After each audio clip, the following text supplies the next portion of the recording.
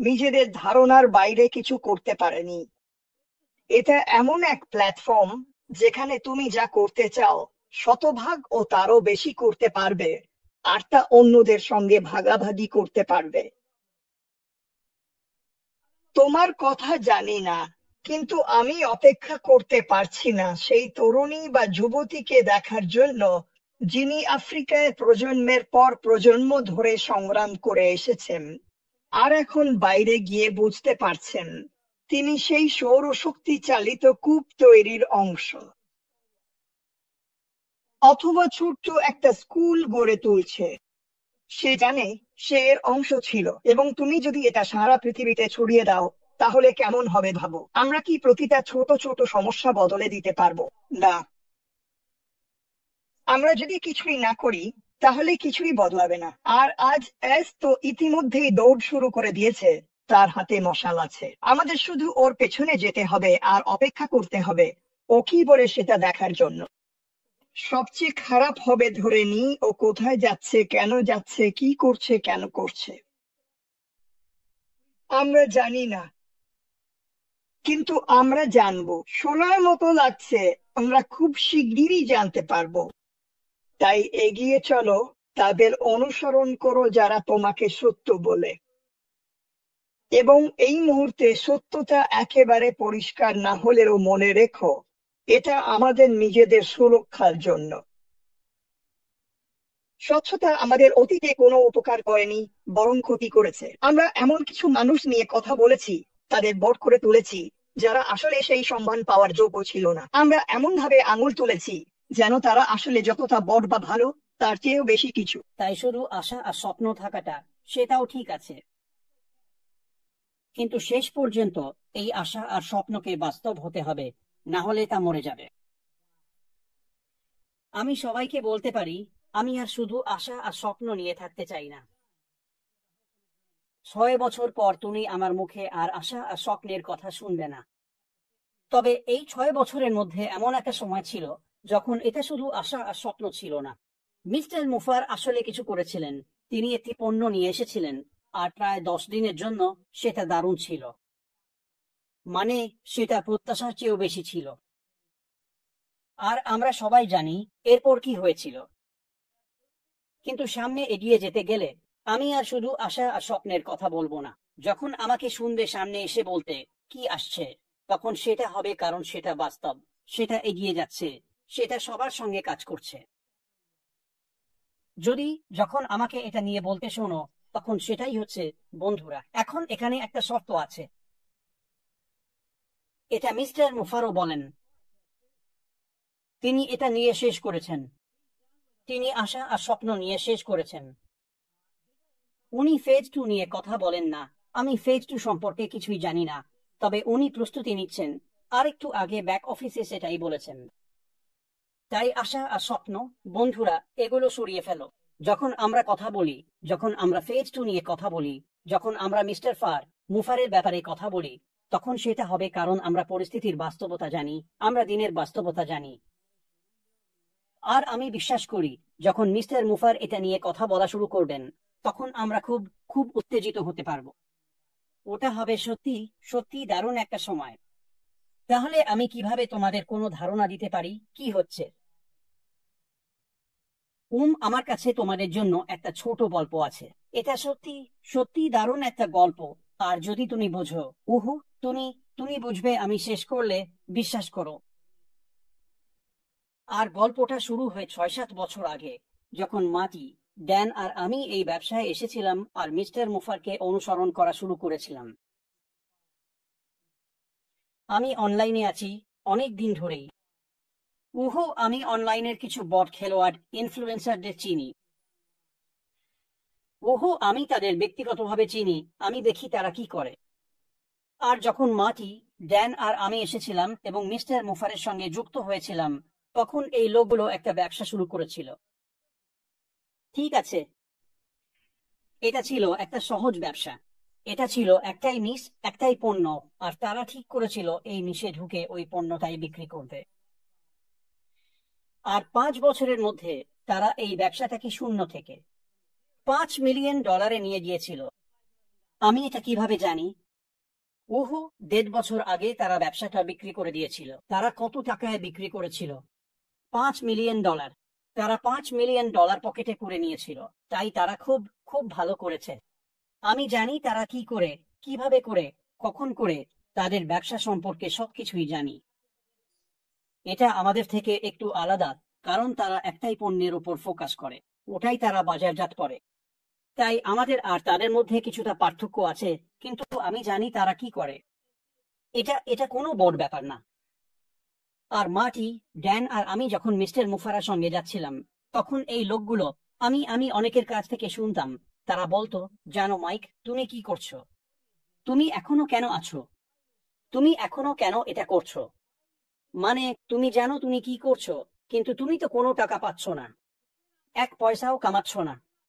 তাহলে ঈশ্বরের দোহাই, তুমি এটা কেন করছো? ওরা, সত্যি বলতে ওরা ভাবত আমি পাগল। এখানেই শেষ নয়। ওরা সেই ব্যবসাটা বিক্রি করে আরেকটা ব্যবসা শুরু করলো, আরেকটা নতুন ক্ষেত্র। প্রথম ক্ষেত্রটা ছিল ছিল বেশ ছোট, কিন্তু ওরা সেটা ভালোভাবেই সামলেছিল। দ্বিতীয় ক্ষেত্রটা ছিল বড়, সেখানে প্রতিযোগিতাও বেশি ছিল, কিন্তু দুইয়াডাই 3 বছরের মধ্যে ওরা সেই একটাই ব্যবসা নিয়ে কোথায় পৌঁছালো জানো? আর এটা বোধহয় ওদের জন্য ম্যাজিক নাম্বার, $5 মিলিয়ন। তাহলে মার্টি, ড্যান আর আমি মিস্টার মৌফারার সঙ্গে যা করছি, সেই সময়ের মধ্যে ওরা দুইটা ব্যবসার মূল্য $10 মিলিয়ন নিয়ে গেছে। বন্ধুরা, এটা কোনো ছেলে খেলা নয়। আর আবারও ওরা আমার কাছে ফিরে আসে, দেখে আমরা কি করছি, আর শুধু মাথা নেড়ে দেয়। মাইক, তুমি পাগল। তুমি কি? আমি জানি ওরা কি করছে, আমি জানি ওরা কেন এটা করছে। আমি আমি ওরা যা করছে তা সবকিছুই জানি, আর ওরা বলে আমি পাগল। আমি আর ওদের সঙ্গে তেমন কথা বলি না, কারণ ওরা সেই দর্শনটা বোঝে না, যেটা মার্টি, ড্যান আর আমি মিস্টার মৌফারার সঙ্গে মিলে ধরতে পেরেছি। এটা শুধু টাকার ব্যাপার না। আমরা জানি, চাইলে আমরা গিয়ে টাকা উপার্জন করতে পারি। ওটা ওটা কোনো ওটা কোনো ওটা কোনো কঠিন ব্যাপার না। আমরা সবাই এখানে আমাদের জীবনে টাকা উপার্জন করেছি, আমরা নিজেদের দেখভাল করতে পারি। কিন্তু আমরা এখানে এসেছি এমন কিছুর জন্য যা আমাদের চেয়েও বড়।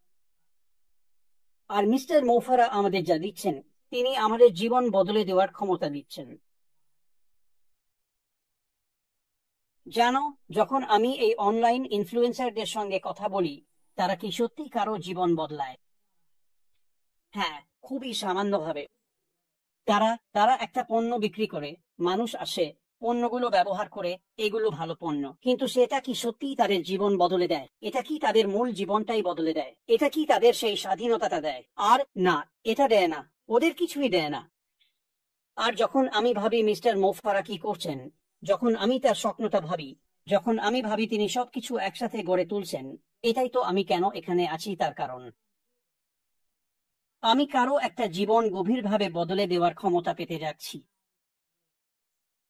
তুমি অন্য ব্যবসার ক্ষেত্রে এটা বলতে পারো না। এটা তো কোথাও নেই। আর তারপর আমি যেটা বিশ্বাস করি সামনে আসছে। আবারও বলছি, আমরা ফেজ 2 নিয়ে কথা বলবো না। আমি জানি না ফেজ 2 তে কি আছে। মিস্টার মোফারা সেটা করবেন, কিন্তু আমি বিশ্বাস করি সামনে যা আসছে সেটা আমাদের এমন কিছু করার সুযোগ দেবে যা আমরা নিজেরা কখনোই কখনোই কখনোই করতে পারতাম না। আর যখন এটা বাড়বে এবং আমরা সবাই একসাথে আসব, তখন আমরা দল হিসেবে আরো অনেক কিছু করতে পারবো, যেগুলো এই পুরো পরিবার ছাড়া সম্ভব হতো না। তাই আজকে যা ঘটছে সেটা নিয়ে ভাবলে আমি আর কখনো একটি আশা এবং একটি স্বপ্ন নিয়ে কথা বলবো না। পরের বার যখন আপনি আমাকে মিস্টার মোফারা যা বিশ্বকে উপস্থাপন করছেন তা নিয়ে কথা বলতে শুনবেন, তখন সেটা বাস্তব হবে, সেটা কাজ করবে, এবং আমার মতে ভবিষ্যৎ দারুণ দেখাবে। তাই আমি শুধু এটা আপনাদের সামনে তুলে ধরতে চেয়েছিলাম। যখন আপনি এই প্রভাবশালী নির্মাতাদের কথা ভাবেন, এবং আমার মিস্টার মৌফারাকে প্রথম প্রতিক্রিয়া ছিল, আপনি জানেন, এটা ঠিক নয়। আমার 15 বছর লেগেছে যা আমি পারি তা শিখতে। আমি বাইরে যেতে চাই, সেটা করে কিছু টাকা উপার্জন করতে চাই। আর মিস্টার মৌফারা এসে বললেন, ওটা তো ভালো কথা মাইক, কিন্তু আমি মনে করি সবাই এটা করতে পারবে। আমি বললাম, আপনি কি বলতে চাচ্ছেন? সবাই এটা করতে পারবে? এটা শিখতে আমার 15 বছর লেগেছে। মানুষ কয়েক মাসেই এসে আমার মতো করতে পারবে। আমি বললাম, ভাই, এটা তো সত্যি সত্যি অন্যায়, এবং অবশ্যই এটা ছিল রসিকতা। এই কারণেই আমরা এখানে আছি। আমরা জীবন বদলাতে চাই। তো চালিয়ে যান। বুঝে নিন কি হচ্ছে। বুঝে নিন মিস্টার মৌফারা কি নিয়ে আসছেন। ভাবুন সেই প্রভাবশালী ব্যক্তিদের কথা, তারা কি করেন, এবং তারপর হয়তো আপনারও সেই দক্ষতা না শিখে ঠিক তাদের মতো করার সুযোগ থাকবে। আসলে কলিন্স কিছু কথা বলেছেন যা অত্যন্ত শক্তিশালী ছিল। তিনি তার ব্যাংকিং নিয়ে কথা বলেছেন, এবং তিনি এক ব্যাংক থেকে আরেক ব্যাংকে চলে গিয়েছিলেন কারণ অন্য ব্যাংকটি যা করেছিল। এটা এটা ফ্র্যাকশনাল ব্যাংকিং। এটাই তাদের সেই কাজ করার ক্ষমতা দিয়েছে। কিন্তু আসলে এটা কি? এটা ভালো মার্কেটিং। ভালো মার্কেটিং অনেক কিছুই করতে পারে। আপনি বিশ্বাসই করতে পারবেন না। যদি আপনি কাউকে নিয়ে আসতে পারেন এবং তার জীবন গভীরভাবে বদলে দিতে পারেন, আর এই ব্যাংকিং সিস্টেম সেটা করেনি, এটা শুধু একটু সাহায্য করেছে। কিন্তু যখন আপনি কারো জীবন সত্যিই বদলে দিতে পারেন, তখন তারা কখনোই চলে যাবে না। তাহলে আমাদের কি হবে? আমাদের কি আছে? আমাদের আছে ভালো মার্কেটিং। এটা মিস করবেন না। এটা সত্যি সত্যিই বড় ব্যাপার। আর আর তারপর অলিভার পুহো, আমি আমি অলিভারের সঙ্গে আমার কথোপকথনগুলো খুব পছন্দ করি, যখন ও আমাকে ফোন করে বা আমি ওকে ফোন করি। আমি এমন কিছু কথা বলি যা আমি লাইভে বলতে পারি না। ওহো, আমরা নানা বিষয় নিয়ে আলোচনা করি, আর মানুষের স্বভাব কখনোই বদলায় না। আমি এমন একজন ব্যক্তি যে অনুমান করতে ভালোবাসে। এটাই আমি করি। আর যখন আমি অলিভারের সঙ্গে কথা বলি, তখন আমরা এসব নানা বিষয় নিয়ে আলোচনা করতে পারি। এগুলো কিভাবে প্রভাব ফেলবে, কি করবে।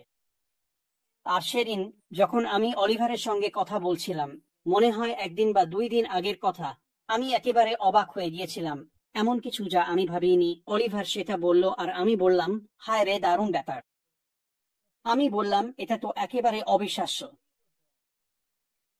আর আটেক প্রোরা, তারা খুব ভালোভাবে বোঝে মুফারা যা করছেন সেটা করতে আসলে কত খরচ হয়। আমি এটা নিয়ে ভেবেছিলাম, কিন্তু আসলে তেমন গুরুত্ব দিয়ে ভাবিনি যতক্ষণ না অলিভারের কথা শুনলাম। আর আর সে যখন বলছিল এই জিনিসগুলো করতে কত খরচ পড়ে, তখন আমি বললাম, হায় রে, দারুণ ব্যাপার। এটা শুধু মুফারা কি করছেন সেই প্রশ্ন নয়। এটা হচ্ছে উনি কি ঝুঁকিতে ফেলছেন। আর মুফারা খুবই খুবই মেধাবী একজন মানুষ। উনি এটা নিজের স্বাস্থ্যের জন্য করছেন না, একদমই না। উনি জানেন উনি কি করছেন। উনি জানেন উনি কিতে জড়িয়ে পড়েছেন, আর উনি জানেন উনি এটা সফলভাবে করতে পারবেন। যত টাকা খরচ হচ্ছে সেটা শুনে আমি একেবারে হতবাক। আমি সমীকরণের অন্য দিকটাও জানি। আমি মার্কেটিং জানি। আমি জানি ওহো ওহো ডিজিটাল ট্রান্সফরমেশনও জানি। আমি জানি এখানে কত টাকা জড়িত এবং ভবিষ্যতে কি আসতে চলেছে। এটা এটা এটা এটাও আপনাকে হতবাক করে দেবে। কিন্তু যখন অলিভার এ নিয়ে কথা বলল এবং মুফারা যত টাকা খরচ করছেন, বিশ্বাস করুন বন্ধুরা, আত্মবিশ্বাসী থাকুন। আপনি এটা করবেন না যদি না জানেন আপনি এটা শেষ করতে পারবেন। একদমই। আপনি এটা করবেন না যদি না জানেন আপনি এটা শেষ করতে পারবেন। আর উনি এটা শেষ করেই ছাড়বেন। প্রস্তুত থাকুন, অনেক কিছু আসছে। আবার বলছি, যখন আমি এসে বলি মুফারা কি করছেন, সেটা আমি সরাসরি তার মুখ থেকেই শুনেছি বলেই বলি। তিনি আমাদের দিয়েছেন, তারপর আমি সবার সঙ্গে পাগলামি করতে পারি। ওটা হবে দারুণ মজার সময়। এগিয়ে যাও বব। আবার তোমার কাছে ফিরলাম।